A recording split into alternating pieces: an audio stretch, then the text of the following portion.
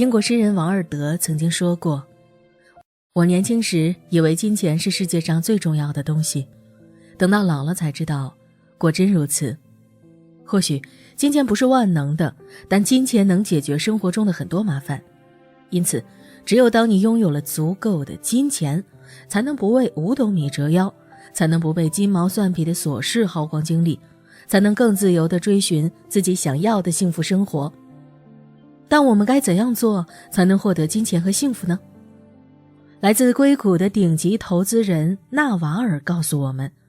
致富不仅仅靠运气，幸福也不是从天而降的。积累财富和获得幸福，都是一个人必须学习和掌握的技能。纳瓦尔本人出生在印度新德里的一个贫困家庭，移民美国后，他曾送过报纸、洗过盘子，还在非法经营的餐饮公司上过班，生活一度贫困潦倒。后来，纳瓦尔努力考进了常春藤8大名校之一的达特茅斯学院。毕业后，纳瓦尔投身于互联网的热潮之中，成了一名创业者。他先是创立了一家搜索引擎网站，后来呢，又推出了一个类似大众点评的消费评价分享网站。在创业过程中，纳瓦尔对商业的嗅觉越来越灵敏。他先后投资了200多家公司，其中就包括了推特和优步等互联网巨头。就这样，出身寒门、一度困顿迷茫的纳瓦尔，在不到40岁的时候，就成了一位经济上宽裕、精神上幸福的富豪。他为了达到这2个目标，曾付出了很多努力。在这个过程中，他也总结了一些关于财富和幸福的原则。在过去10几年里，纳瓦尔通过推特、博客和播客等方式，毫无保留地分享了自己的人生智慧。他不仅告诉了我们怎样致富，还告诉了我们怎样看待人生，怎样获得幸福。《纳瓦尔宝典》这本书收集和整理了纳瓦尔的智慧箴言，相信这位顶级投资大师对财富和人生的思考，能帮助你走上自己独特的人生道路，过上更富有、更幸福的生活。纳瓦尔在书的开头写道，假设有一天我创业失败，身无分文，这时把我随意丢到任何一个说英语的国家的街道上，我相信自己会在5年或10年内重新变得富有，因为我已经掌握了赚钱这门技巧，而这门技巧人人都能学会。那么，纳瓦尔所说的赚钱技巧指的是什么呢？下面就让我们开始学习吧。每个人都希望早日实现财富自由，可你知道财富和金钱的区别是什么吗？纳瓦尔告诉我们，金钱是我们转移财富的方式。比方说，如果你做好了自己的本职工作，为社会创造了价值，那社会就会对你说，谢谢你，因为你在过去所做的工作，我们在未来欠你一些东西，给你这张欠条，你可以把它叫做钱。这就是说，金钱是一种信用符号，是我们转换时间和财富的方式，但它本身并不是财富。那财富是什么呢？财富可以是日夜轰鸣进行生产的工厂和机器，可以是不分昼夜为客户服务的计算机程序，也可以是银行里被投资于其他资产或业务的钱。就连房子也可以成为一种财富，因为房子可以用来出租，带给你源源不断的租金收益。所以，纳瓦尔对财富的定义就是，在睡觉时也能给你带来收入的资产。同时，他还告诉我们，想拥有财富，就要学会把自己产品化。这是什么意思呢？这句话里有2个关键词，一个是自己，一个是产品化。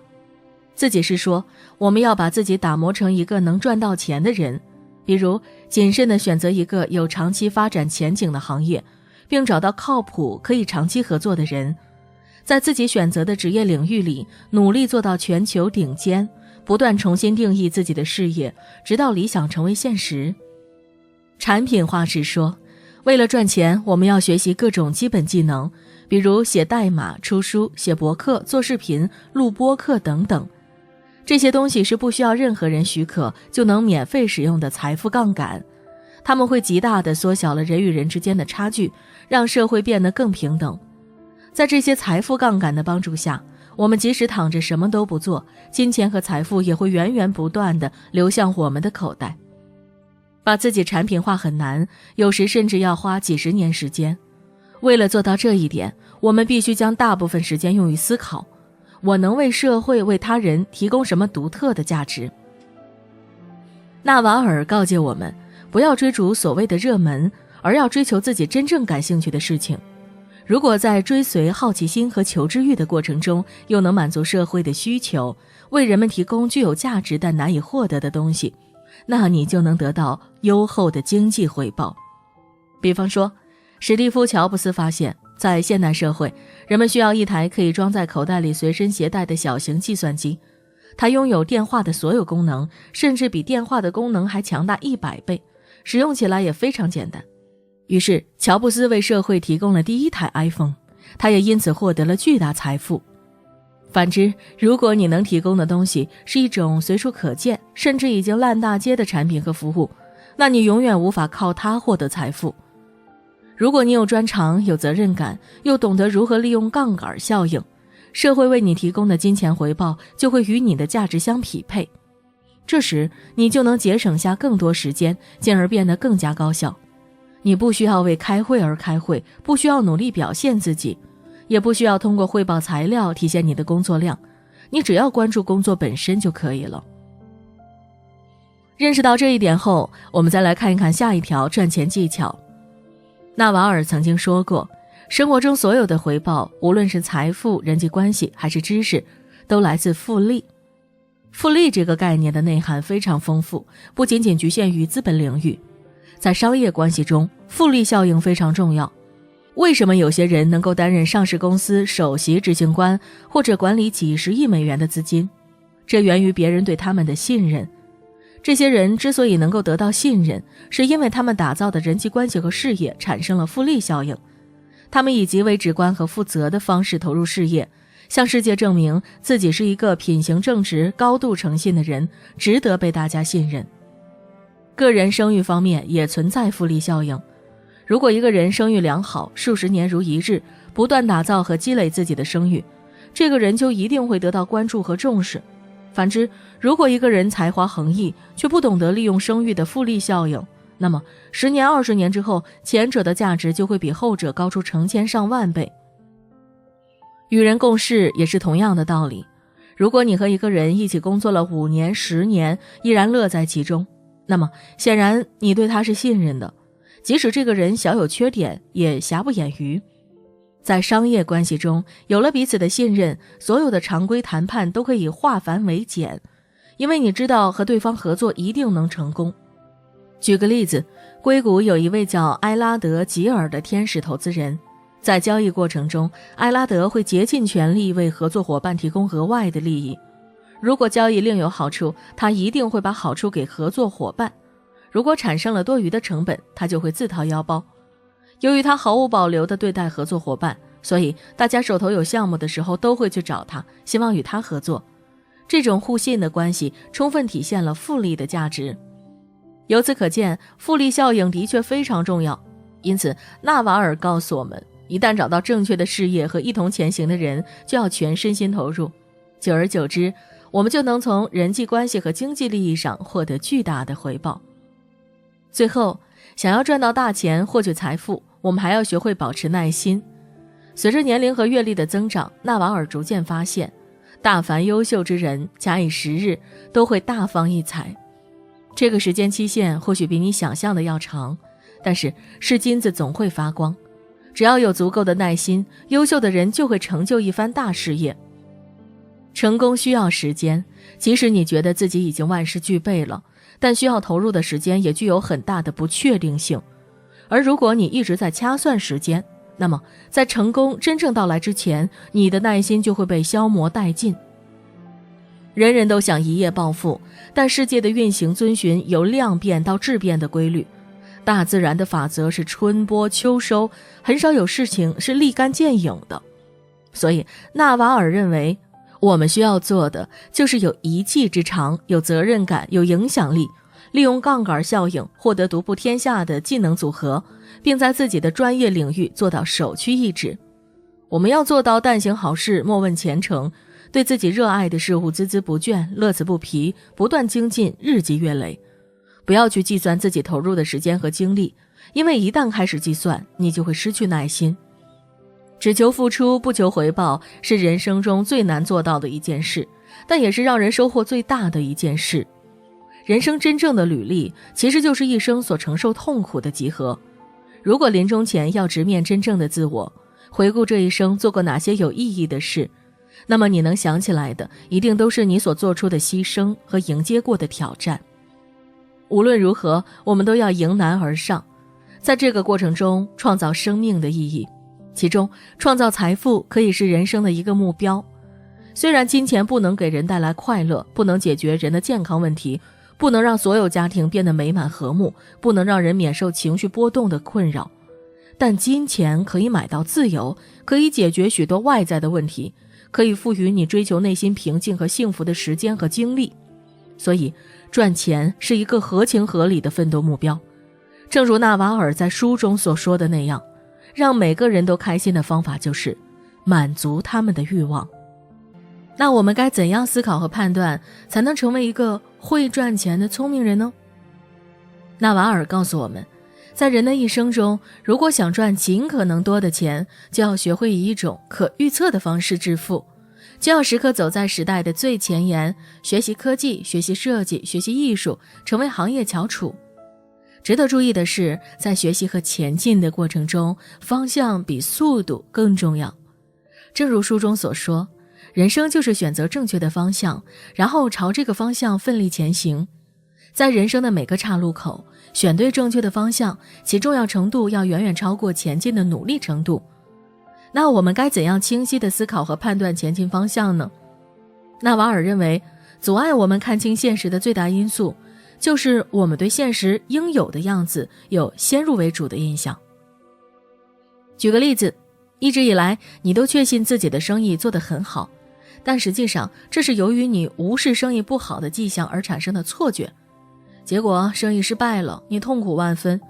之所以如此，是因为你迟迟没有面对现实，一直在自欺欺人。因此，只有处于痛苦之中，你才会被迫接受现实，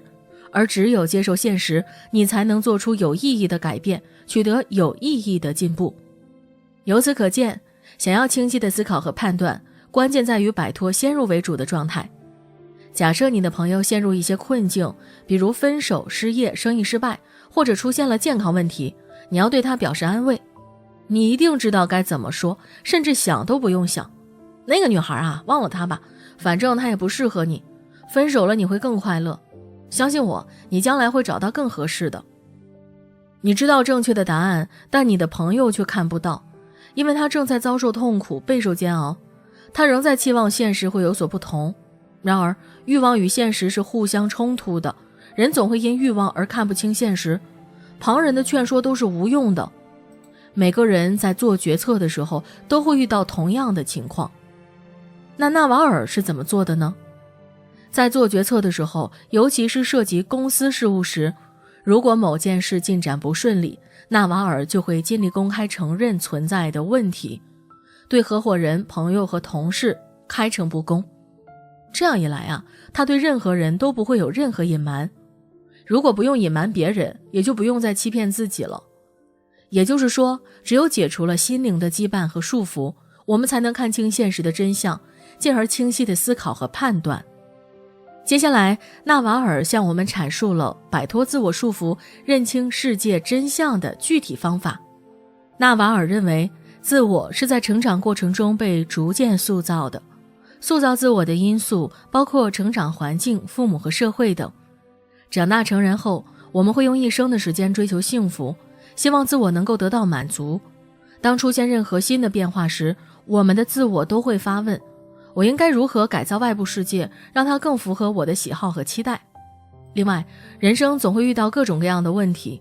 在解决这些问题的过程中，我们也逐渐养成了很多习惯，它们和自我认知、自我认同、自我意识紧密地捆绑在一起，让我们对这些习惯形成深深的依赖。而纳瓦尔指出，要持续成长，很重要的一点是学会打破现有的条件反射，克服对固有习惯的依赖。为此，我们要经常剖析自我，梳理每个习惯是怎样形成的。比如，这个习惯可能是在我很小的时候养成的，当时是为了吸引父母的注意。我在成长过程中不断强化这个习惯，现在它已经成为我的一部分。这个习惯对现阶段的我还有帮助吗？它会让我更快乐吗？会让我更健康吗？可以帮我完成计划，实现目标吗？如果你的答案是否定的，就要想办法养成新的习惯，改掉旧的习惯。而且随着人生的发展，我们的个性和习惯也需要不断重新养成，推陈出新。正如纳瓦尔告诉我们的那样，在一个动态的系统中，没有一劳永逸的解决方案。除此之外，我们还可以通过好的心智模式来提高自己的决策能力。决策能力对一个人有多重要呢？举个例子哈，如果你管理着10亿元的资产，而且你的决策正确率比其他人高出 10%， 那么你就能通过一个判断、一个决策创造出1亿元的价值。这就是决策的杠杆效应。事实上，从在市场上的价值和获得的回报来看，一个决策正确率为 80% 的人，比正确率为 70% 的人要高出数百倍。而这个角度说，决策就是一切。但普通人要怎样提高自己的决策质量呢？在决策的过程中大脑会根据过往的经验和记忆对未来进行预测。然而，这种预测过于依赖特定环境，带有经验主义色彩，准确率往往不高。因此，我们需要学习一些好的心智模型，提高自己的决策质量。纳瓦尔向我们介绍了一些心智模型，他最常用的心智模型叫做委托和代理问题。委托和代理问题是什么意思呢？凯撒大帝有句名言，如果你想完成一件事，那就亲自去做；如果不想完成，那就派人去做。就是说，如果你是委托人，你就会有主人翁的责任感，因为在意结果，所以你会做得很好。而如果你是代理人，你就是在为别人做事，你可能会做得很糟糕，因为你不在乎，你追求的是自身利益最大化，而不是委托人资产最优化。因此，如果我们把自己当作委托人，当作工作和事业的主人，而不是拿钱办事的代理人，我们的工作就会更出色。另一个有效的心智模型叫做迎难而上，就是说，如果面对2个选择，利弊各占 50%， 你就应该选择短期内更艰难、更痛苦的道路。这是为什么呢？纳瓦尔告诉我们，从本质上看，2条道路中的一条会带来短期痛苦，而另一条会在未来引发更长久的痛苦。为了回避矛盾，大脑会本能地选择摆脱短期痛苦。但反过来考虑，如果一条道路会带来短期的痛苦，那么它也能带来长期的源源不断的收益。就拿运动来说，对于很多人而言，运动或许并不是一件快乐的事，因为我们会在短期内感到疲惫和痛苦。但从长期来看呢，我们将变得更好，因为我们的肌肉更发达了，身体也更健康了。读书也是一样，读有难度的书会让大脑不堪重负，短时间内感到疲劳。但从长远看，读书会让我们变得越来越聪明，因为我们在持续挑战大脑处理信息的极限，提高大脑的工作能力，进而不断吸收新概念，变得更加优秀。每天花1个小时阅读科学、数学和哲学类书籍，用不了几年，你就可能跻身成功人士之列。因此，纳瓦尔告诉我们，一个人必须进行自我训练，主动迎接短期痛苦，这样我们才能获得更长远、更丰厚的回报。纳瓦尔告诉我们，幸福与基因无关，甚至与选择无关，它是一种与个体密切相关，可以后天习得的技能，就像通过锻炼强健体魄，通过吃饭摄取营养一样。一些人认为幸福是一种心流状态，另一些人认为幸福是欲望得到满足，还有人认为幸福就是知足常乐。而纳瓦尔认为，幸福就是一种不需要主动作为的状态。我们把缺憾感从生活中剔除时，幸福感就会油然而生。所谓万般烦恼皆因心动，如果一个人整天想着我需要这个或者我需要那个，就会深陷在欲望之网中难以自拔，又怎么能获得幸福呢？大多数人都有如影随形的轻微焦虑感，有时你四处奔忙，感觉状态一般，这时如果停下来感知一下自我，你就会发现大脑在一刻不停地念叨。又或许你就是没有办法安静地坐下来，即使身体坐下来了，你的大脑也会一直想着下一步应该做什么。事情总是一件压着一件，处理完这件，下一件会接踵而至，永远有做不完的事，所以焦虑感才会普遍存在。而在纳瓦尔看来，幸福是一种无欲无求的状态，特别是对外界事物的欲望。欲望越少，越能接受事物的当前状态，头脑越平静。如果我们既没有痛苦，也没有欲望，不沉溺于对未来或过去的思考，真正拥抱当下，拥抱现状，拥抱现实的一切，我们的内心就会一片宁静。而当内心宁静时，我们就会是满足的，是快乐的，是幸福的。纳瓦尔应对焦虑的方法就是不与之对抗，让自己意识到脑海中此起彼伏的想法，然后他会问自己，我是想一直执着于这些想法，还是想重获内心的平静？然后他会通过冥想、深呼吸等方式，将那些杂乱的声音从脑海中摒弃出去，让内心变得宁静自然，不再沉溺于对未来或过去的思考，而是真正拥抱当下，拥抱现状，拥抱现实的一切。这时满满的幸福感就油然而生了。在纳瓦尔看来，人类最常犯的一个错误就是认为自己会因外部环境变化而获得幸福。举例来说，你买了一辆新车，现在等着提车，你自然会很关注这件事，每天晚上都上论坛查看研究相关信息。但你为什么要这样做呢？不过是一辆普普通通的车罢了，它并不会给你的生活带来什么实质性的改变。问题的关键在于你沉迷于对外物的欲望，这就是纳瓦尔提醒我们的，对外部事物的执念和欲望会让我们变得烦躁不安，进而失去幸福感。纳瓦尔认为，作为一种社会性动物，每个人都有自己的责任。我们生活在这个世界上，不可能每天躺在沙滩上冥想。人需要实现自我价值，应当承担起属于自己的职责和使命。但如果认为通过改变外部世界就能获得内心的平静、永久的开心、应得的幸福，那就是痴心妄想。很多人都深受这种想法的毒害，我们一遍又一遍地坚持着自己的执念，认为等得到那个东西我就快乐了。但事实上，正是这种执念让我们变得不快乐。我们每天都生活在欲望中，又奇怪为什么自己不快乐。因此，纳瓦尔指出，欲望是人类痛苦的来源。我们要对欲望保持清醒，并慎重选择自己的欲望。无论在什么情况下，都尽量不让自己对生活有一个以上的欲望。除了欲望，另一个阻碍我们幸福的敌人就是嫉妒。很多时候，我们做事总是无法摆脱应该这个词。如果做一件事是因为应该，那就表示我们内心是不想这么做，而违背我们的心意会让我们变得痛苦不堪。这就是很多人会觉得上班很痛苦的原因。嫉妒是一种有害的情绪，它并不能改善你的生活，只会让你不快乐。而你嫉妒的那个人仍然是成功的、美丽的，仍然拥有你所嫉妒的一切。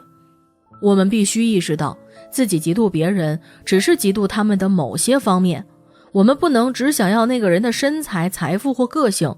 如果要交换人生，我们就必须接受对方全部的人生，包括他的反应、欲望、家庭、幸福感、人生观、自我形象等各个方面。你可以接受这一点吗？如果你不愿意与别人进行100%的交换，嫉妒就是毫无意义。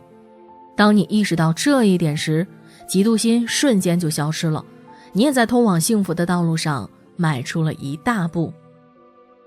接下来我们要聊的是，成功能带来幸福吗？为了获得物质上的成功和社会的认可，纳瓦尔曾花了很多时间奋力拼搏。但得到这些东西之后，他意识到身边跟自己一样成功或正在奋力取得更大成功的人似乎并没有那么幸福。换句话说，哪怕再好的东西，我们也会很快习以为常，它们将无法再带给我们刺激或愉快的感觉。于是纳瓦尔得出这样一个结论，幸福是一种内在感受，所有真正意义上的成功都是内在的，与外部环境关系不大。很多人以为获得平和心境的方式是解决所有的外部问题，但外部问题是无穷无尽的，因此获得内心平静的唯一方法是摒弃问题这个概念。大多数人觉得成功人士就是那些赢得游戏的人。如果你是运动员，你眼中的成功人士就是那些世界顶级的运动员。如果你经商，你眼中的成功人士也许就是乔布斯、马斯克、巴菲特，但纳瓦尔却认为，真正的赢家是那些已经完全退出游戏的人，甚至根本不玩游戏的人，是那些已经超越了游戏的人。这些人的内心无比强大，有极强的自控力和清醒的自我意识，他们不需要从任何人那里获得任何东西，他们内心平静，身体健康，无论赚的钱跟别人相比是多还是少，他们的心理状态都不会受影响。因此，纳瓦尔在书中告诉我们，幸福的自然属性是平和。如果你身心宁静平和，那么你终将得到幸福。平静的内心源于毫无杂念的大脑，而消除杂念很大程度上依赖于活在当下。如果你一直在想我需要这样做，我想要那个东西，这种情况必须改变，你就很难保持心态平和。想要保持平静，就要学会接受。所谓接受，就是无论结果如何都可以泰然处之，就是保持心态平衡，大脑专注，就是退一步海阔天空，就是观大事，顾全局，谋长远。人生不如意事十之八九，但该来的终归要来，有时正在发生的也许就是最好的。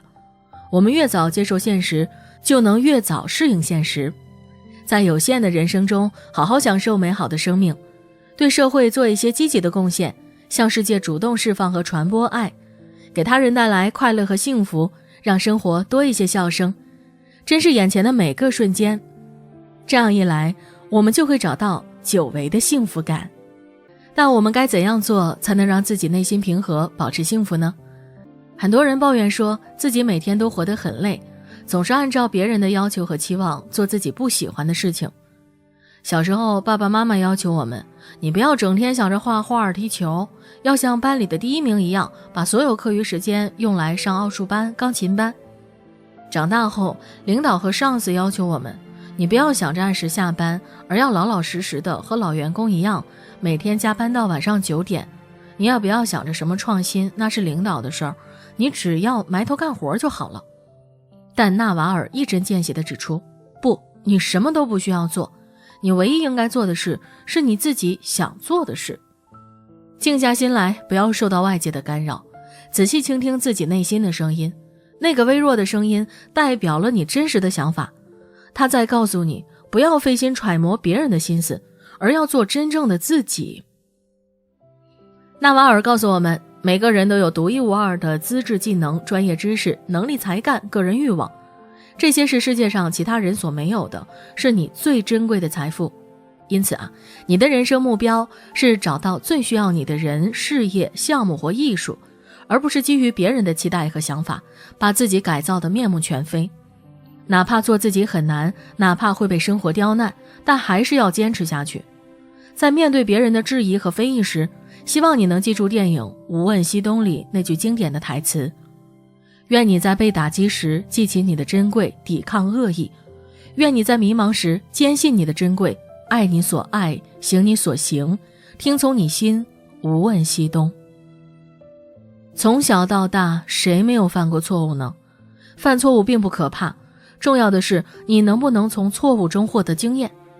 纳瓦尔在年轻时也犯过不少严重的错误，做过不少失败的决策，但面对错误的时候，他总会及时进行反思和总结。纳瓦尔认为，犯错误也是一种难得的人生体验。我们的人生旅程有时顺风顺水，有时惊涛骇浪，但每个人的旅程体验主要取决于自己的解读。如果你把所有错误都解读成失败，那你的人生色调就注定是灰暗的。反之，如果你把错误解读为成长，那你的人生色调一定是五彩斑斓，充满生机的。纳瓦尔举了一个例子，他30多岁的时候创立了一家非常成功的公司，但却没有获得相应的回报。于是纳瓦尔愤怒地走进法院，起诉了一些相关人员，最后问题基本上得到了解决，纳瓦尔也得到了自己想要的结果。但在此过程中，他却极度焦虑，无比愤怒。经过几年的磨练，纳瓦尔意识到，怒气冲冲、情绪激动只会带来完全不必要的严重后果。现在他依然会坚持做自己认为正确的事情，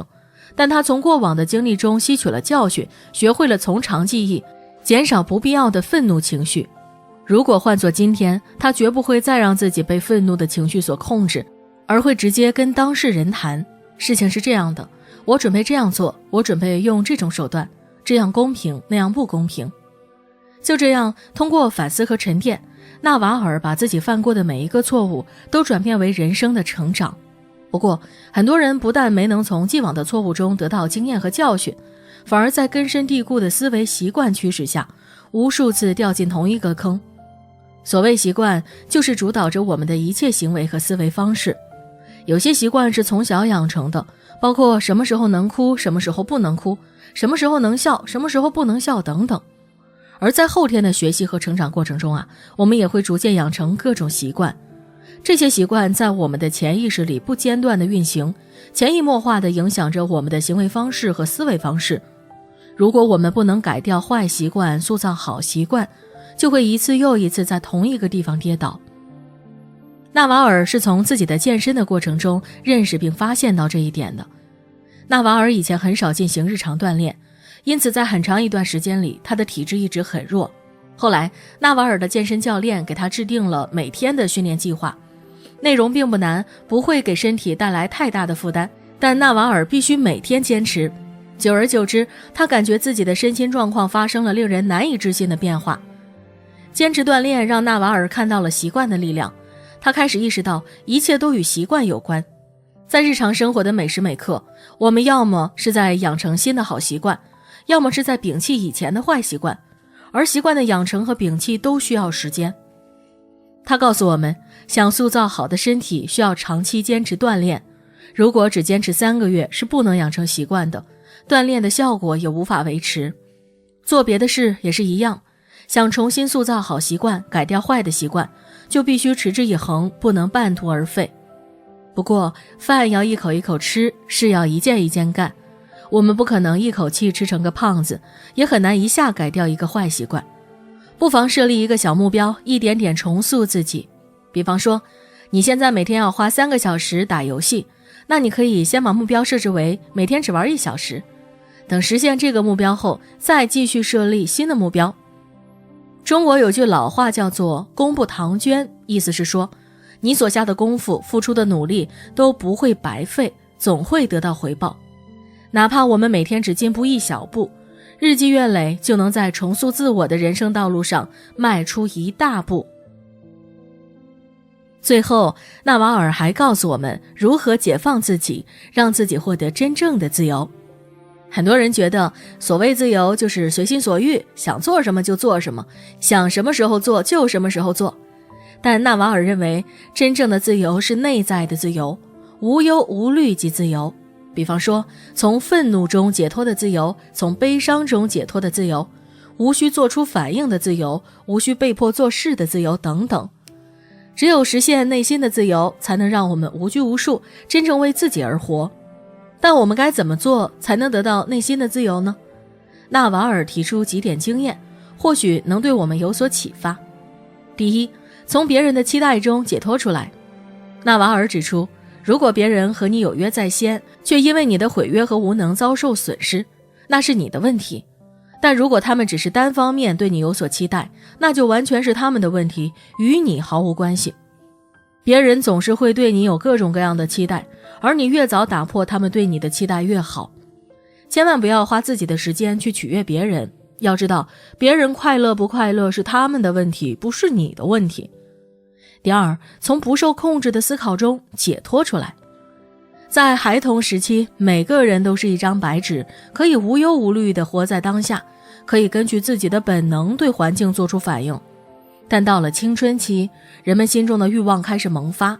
这时你第一次真正渴望得到某样东西，为此你开始进行人生规划，开始大量思考，开始逐步打造身份，培养自我意识，争取得到自己想要的东西。处于这种状态下，你的头脑总是在回想昨天发生在自己身上的事情，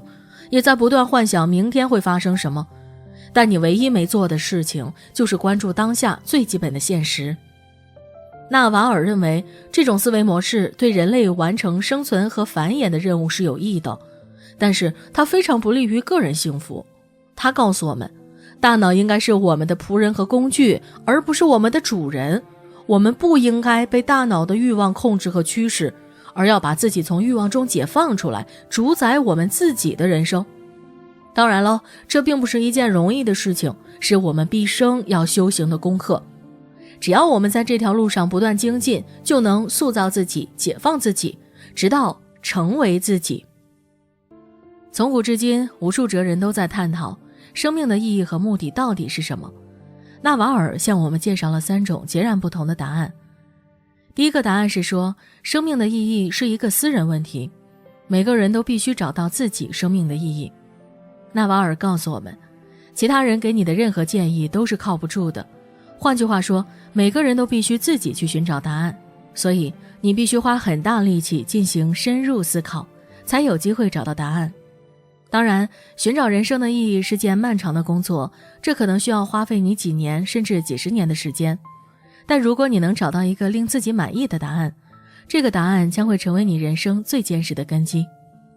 第二个答案是说，生命并没有意义，生活也没有目的。在人类诞生之前，宇宙已经存在了100亿年，未来还可能继续存在700亿年。与宇宙的历史相比，人类的生命简直不值一提。在你出生之前，这个世界上并不存在一个你，在你死后，这个世界上的你就消失了，你做的任何事情都将烟消云散，你存在的一切痕迹都将无处可寻。人类终将灭亡，地球也会荡然无存。无论你是艺术家、诗人、政治家、平民，还是其他任何人，几代人过后都不会有人记得你。总之，你的生命没有任何意义。第三个答案呢，就有点复杂了。纳瓦尔告诉我们，物理学中有个叫做熵的概念，是指世界混乱无序的程度。根据热力学第2定律，熵只会随着时间的推移不断增加，而不会反过来减少。这就意味着宇宙中的无序状态只会增加，不会减少。但如果我们把人类文明单独抽出来，视为一个局部系统，那么这个局部系统却是熵减的。这是因为人类的行为能改造自然，比如我们把沙子、石头收集起来，建造成高大的楼房，将散布在各处的矿石提炼出来，铸造成轰鸣作响的机器等等。但在人类局部熵减的同时，整个地球却在整体熵增，因为我们改造自然的行为会使人类社会之外的地方变得更加无序，比如消失的热带雨林、灭绝的自然物种、被污染的大海等等。最终，地球将和宇宙一样重新归于热寂。进入热寂状态之后，能量不再向某一点集中，万物都处于同等的能量水平。此时万物归一，毫无二致。所以纳瓦尔提出，作为人类，我们存在的意义就是推动宇宙加速达到热寂，把我们推向万物一体的终极境界。不过，无论生命有没有意义，只要我们还活着，就会面临柴米油盐的日常生活。要想以积极进取、乐观向上的态度生活，我们就必须养成好的价值观。就像纳瓦尔在书中所说的那样，要想获得好的人际关系、好的同事、好的恋人、好的妻子、好的丈夫，就要找到与自己价值观相契合的人。纳瓦尔认为，一个人最核心的价值观应当是诚实。他所说的诚实指的是做真实的自己。在某些环境中，我们需要时刻注意自己的言谈举止，在跟一些人相处时，我们说话要字斟句酌。但纳瓦尔不想待在这样的环境里，也不想跟这样的人相处。他认为，如果心里一套嘴上一套，我们的大脑就需要多线程同时处理信息，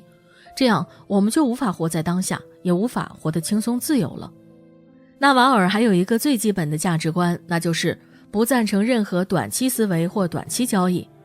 如果生意伙伴在合作中一味追求短期利益，纳瓦尔就会停止与他们的合作，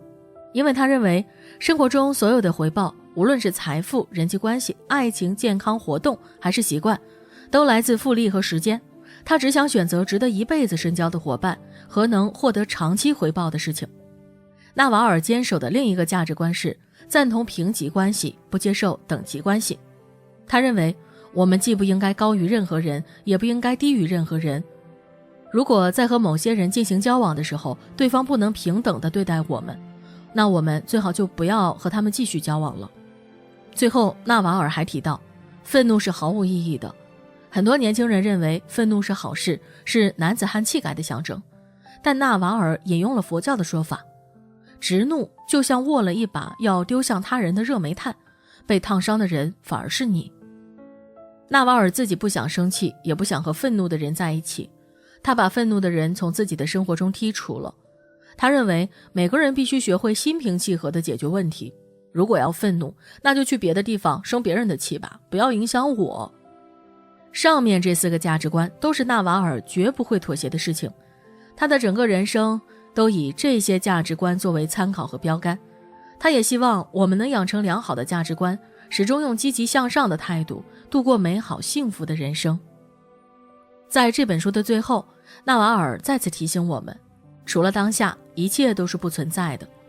没有人能够回到过去，也没有人能够成功地预测未来，唯一存在的就是此时此地，就是你恰好存在的这个时刻和在宇宙空间里的这个位置。在这个广袤的世界上，任何2个人都是完全不同的，任何时刻也都是独一无二的。时光是抓不住的，每一刻都转瞬即逝，是遗忘还是牢记，都取决于你自己。纳瓦尔本人是一个来自印度的穷孩子，他能取得今天这样了不起的成就，就是因为他能抓住当下，过好当下。纳瓦尔从不会躺在床上梦想自己要成为世界上最成功的人，他只想尽力通过最高效的方式成为最成功的自己。他始终都认为，生命的意义在于专注于事情本身，体验过程，享受当下。很多人都希望自己提前退休，享受人生，而纳瓦尔告诉我们，当你能活在当下，内心充盈地度过每一天时，你就达到了退休的状态。另外，纳瓦尔还告诉我们，获得成功的必要条件很简单，那就是有一个正常运作的身体和一个功能正常的大脑。既然像他这样一个来自印度的穷孩子都能取得非凡的成功，那么任何人都能成功。他告诉我们，成功路上没有捷径，我们必须流血流汗，埋头苦干，直面当下，攻克难关，唯有如此才能登上荣耀的顶峰。另外，他还向我们传授了2条很重要的人生原则。第一条原则是广泛的阅读。纳瓦尔认为，一个人的阅读面要广，要为了阅读而阅读，培养对阅读的热爱。即使喜欢读言情小说、侦探书或漫画书也没关系，因为只要开始阅读，就不存在所谓的垃圾书。开卷有益，尽管读吧，假以时日，你会找到那些你应该读和喜欢读的东西。第2条原则是掌握说服技能和数学思维，这2种能力有助于你在现实世界里活得游刃有余，畅行无阻。纳瓦尔认为，说服力是一项实实在在的技能，而且是可以学会的，并没有那么难。拥有说服技能很重要，如果你能影响到周围的人，你就可以做成很多事情。而数学思维有助于解决生活中所有复杂的难题。如果你想赚钱，想研究科学，想了解博弈论、政治、经济、投资或计算机，你就需要学好数学，因为所有这些知识都是以数学为核心的。可以说，数学是自然界最基本的语言。当然，作为普通人，我们并不需要掌握很多数学知识，只需要养成最基本的数学思维，并对统计学和概率论的知识了如指掌，烂熟于心。这样一来，就足够应付绝大多数问题了。为了加深对本书的理解和记忆，我们来进行一个简单的总结。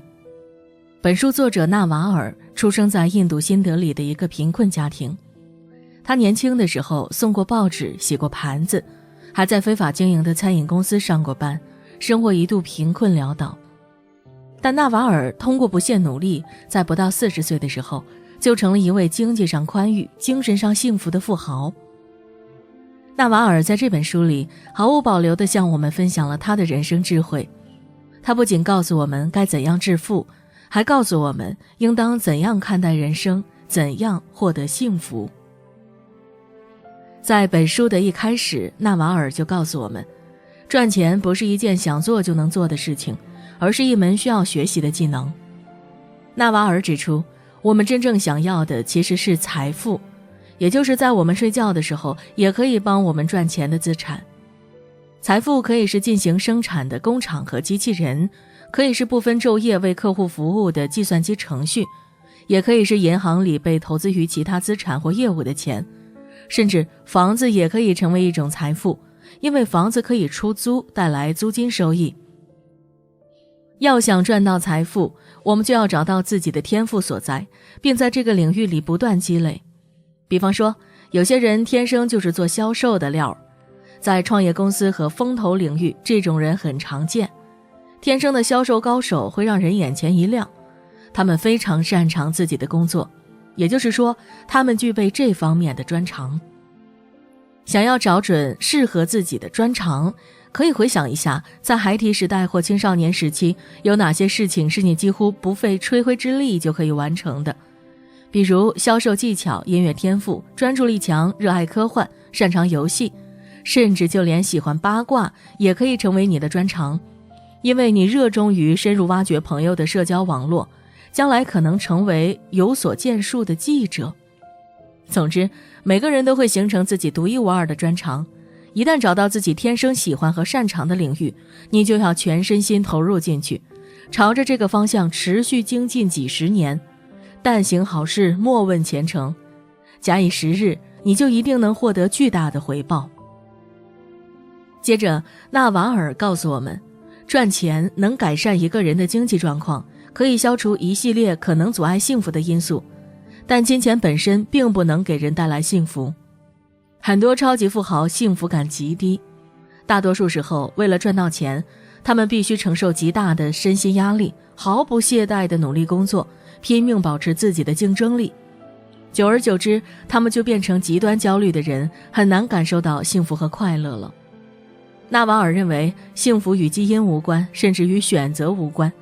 它是一种与个体密切相关，可以后天习得的技能，就像通过锻炼强健体魄，通过吃饭摄取营养一样。大多数人都有如影随形的轻微焦虑感，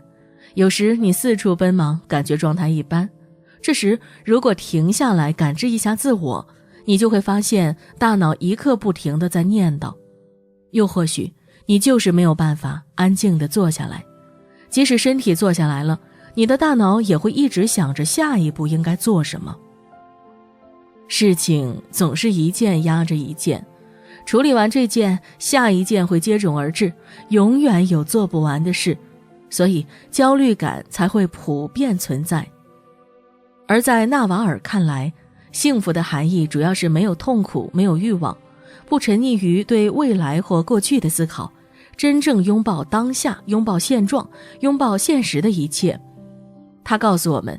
幸福的人并不是时时刻刻都快乐的人，而是可以轻松地以特定的方式诠释事件，保持内心平和的人。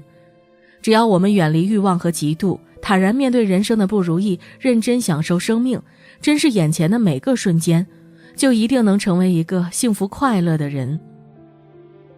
最后，纳瓦尔提醒我们，与整个宇宙相比，人类的历史不过是沧海一粟。在你出生之前，这个世界上并不存在一个你，在你死后，这个世界上的你就消失了。你做任何事情都将烟消云散，你存在的一切痕迹都将无处可寻。但即便如此，我们也应当珍惜当下，努力成就自己。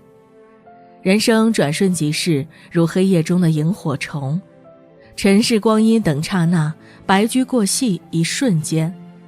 活着就是要充分利用每一分钟。纳瓦尔说，除了当下，一切都是不存在的，没有人能够回到过去，也没有人能够以任何有意义的方式成功地预测未来。唯一存在的就是此时此地，就是你恰好存在的这个时刻，和你在宇宙空间里的这个位置。正如古希腊诗人荷马所说的那样，只因在劫难逃，万物更显美好。你永远不会比此刻更美，我们也永远不会重回此地。想过好当下的每一刻，我们就要认真地做自己。请记住，你的人生目标是找到最需要你的人、事业、项目或艺术。大千世界，芸芸众生，总有一些人和事会与你完美契合。不要基于别人的期望改变你自己的生活，你永远都不擅长做另一个人。最后，让我们一起聆听纳瓦尔真诚的告诫：健康、爱和使命，除此之外，其他的一切都无关紧要。好了，纳瓦尔宝典这本书的精读到这里就结束了，期待在下一本书中与你相遇，再见。